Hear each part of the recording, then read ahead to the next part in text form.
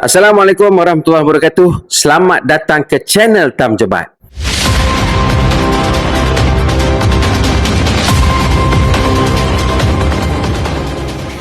Hari ini gang, aku nak respon kepada ucapan seorang MP daripada Puncak Borneo Sarawak.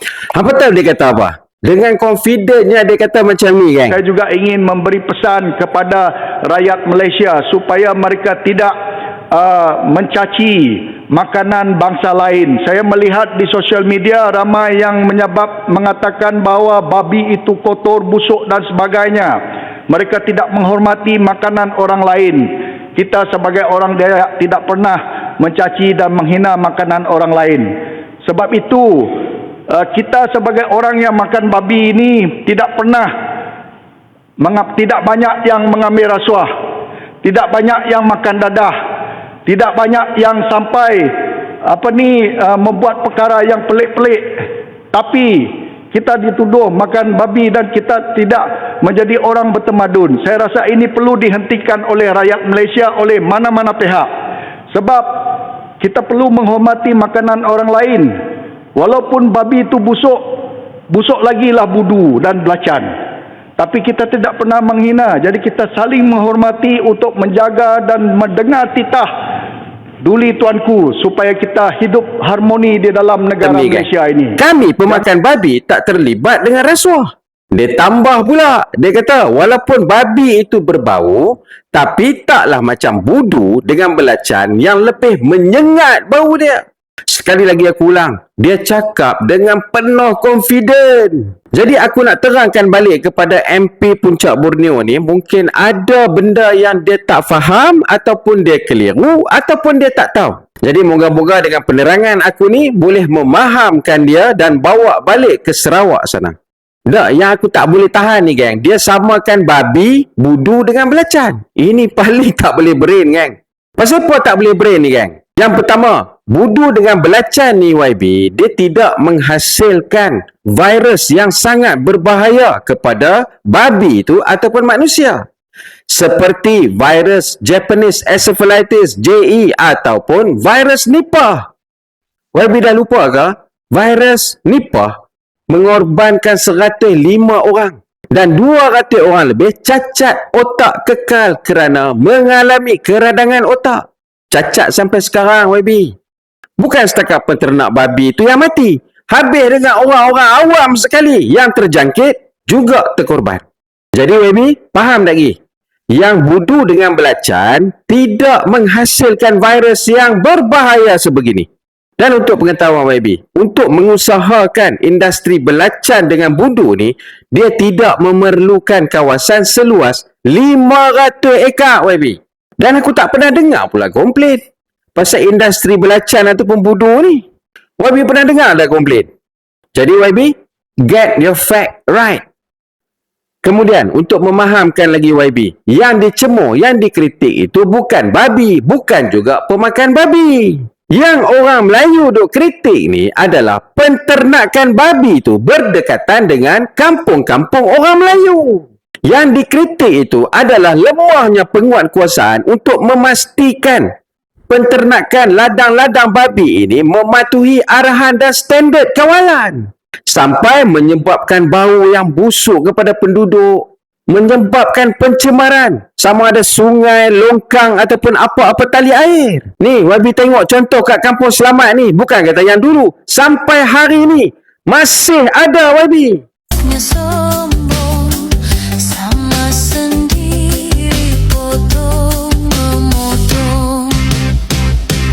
Kita semua sepakat di kampung Ai Pening Lalat mengucapkan selamat pengantin baru. Kita semua sepakat di kampung Ai Pening Lalat mengucapkan selamat pengantin baru. Jadi kalau YB tak faham, YB boleh berpindah duduk sebelah kandang babi ataupun berdekatan dengan kandang babi ini. Seperti yang telah dititahkan oleh Sultan Selangor.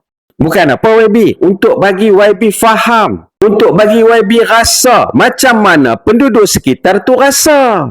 Yang kami paling heran ni YB, kenapa kami yang tidak memakan babi ni terpaksa menghidu bau pencemaran nak kena hadap benda-benda ni.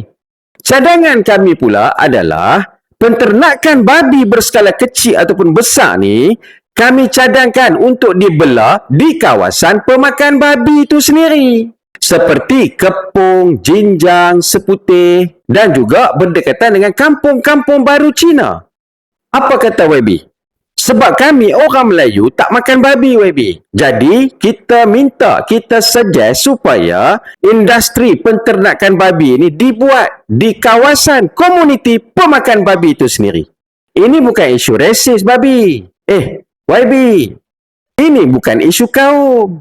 Ini isu penternakan babi yang tidak mematuhi, yang tidak sensitif, yang tidak mengambil kira suara-suara penduduk sekitar. Yang berlaku pencemaran bau, pencemaran alam sekitar dan banyak lagi. Malah ucapan YB itu tadi tu, kita nampak ada mengandungi 3R. Dan untuk pengetahuan YB, 3 negeri ini paling top dalam isu penternakan babi. Perak, Selangor dan Negeri Sembilan. Dah banyak komplain, aduan-aduan, bantahan daripada penduduk terhadap agensi-agensi penguatkuasa dan kerajaan negeri sendiri untuk menutup kandang-kandang babi yang menyebabkan mereka ni, penduduk-penduduk sekitar ni, terpaksa menanggung akibat dia. YB, bayangkan bau busuk daripada kandang babi itu. Rumah-rumah yang dulunya ceria, kita boleh buka tingkap, kita boleh buka pintu, sekarang ni bertutup. Mana-mana lubang yang ada di rumah ditampai. Sebab apa? Sebab bau busuk yang sangat menusuk. Sampaikan ada luahan penduduk kata nak panggil orang mai kenduri dekat rumah pun malu, segan sebab bau yang sangat busuk. Kalau dulu depan rumah kita boleh bermain dengan anak-anak di sebelah petang, kini sepi YB sebab kita tak lalu nak duduk luar rumah. Akibat dari bau pencemaran. Itu belum kita tengok punca-punca penyakit bawaan bakteria dan virus ni. Itu belum kita tengok risiko-risiko penyakit berjangkit bawaan daripada najis-najis babi, sisa-sisa kumbahan babi dan haiwan-haiwan vektor pembawa kepada bakteria dan virus ni. Bayangkan virus Nipah tu YB melanda satu kampung. Takkah haru satu kampung tu? Jadi soalan kami ni YB, kenapa tidak bela babi ni di kawasan pemakan babi? Sila jawab YB. Dan kami ralat sikit ni YB, kenapa perlu seluas 500 ekar untuk membela babi ni? Sedangkan industri penternakan lembu dan kambing yang kami kaum majoriti makan ni pun tak ada yang kerajaan bagi sampai seluas 500 ekar ni. Ada tak YB? Kalau ada tolong betulkan aku punya hujah ni. Tapi kenapa yang aku nampak Malaysia ni dilabel sebagai pengeksport terbesar, antara pengeksport babi terbesar di rantau Asia ni. Sedangkan negara kita Malaysia adalah negara yang Islam adalah agama persekutuan.